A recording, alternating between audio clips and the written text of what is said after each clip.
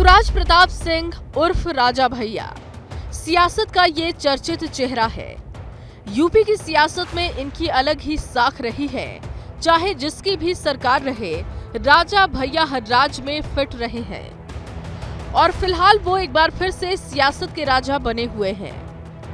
राज्यसभा चुनाव को लेकर महज 2 विधायकों वाली राजा भैया की जनसत्ता दल लोकतांत्रिक पार्टी को बीजेपी और समाजवादी पार्टी दोनों अपने पाले में लाने की पुरजोर कोशिश में जुटी हुई है। यूपी में इस बार राज्यसभा की 10 सीटों पर चुनाव हो रहा है, लेकिन बीजेपी ने 11वां उम्मीदवार खड़ा कर मुकाबले को दिलचस्प बना दिया है, जिनमें से बीजेपी 7 सीटों पर आसानी से जीत हासिल कर लेगी, लेकिन 8वीं सीट के लिए पेच फंस रहा है।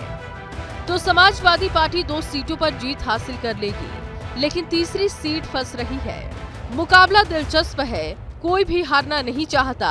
संख्या बल जुटाने में बीजेपी के आला नेता भी लगे हुए हैं। सीएम योगी आदित्यनाथ खुद चुनाव की मॉनिटरिंग कर रहे हैं। राजा भैया के पास सीएम योगी आदित्यनाथ का संदेश गया और राजा भैया उनसे मिलने पहुंचे।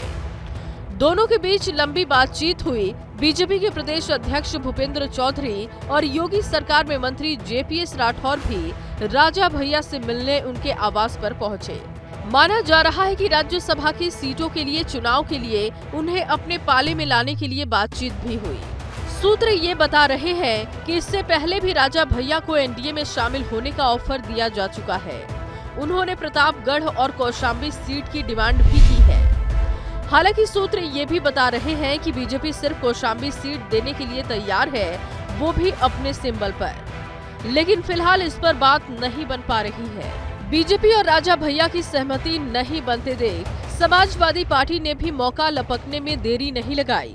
कभी राजा भैया के करीबी रहे पार्टी नेता अरविंद सिंह गोप ने अपनी पार्टी अध्यक्ष अखिलेश यादव से बात की, जिसके बाद अखिलेश यादव ने यूपी प्रदेश अध्यक्ष नरेश उत्तम पटेल को राजा भैया के पास भेजा।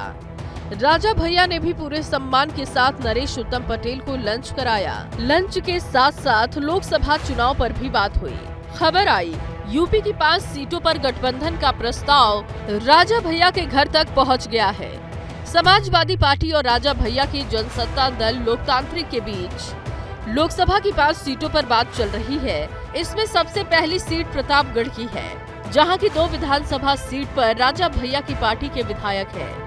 सुल्तानपुर और कौशाम्बी सीट भी राजा भैया के खाते में जा सकती है, जबकि बुंदेलखंड की 2 सीटों पर भी समझौता हो सकता है।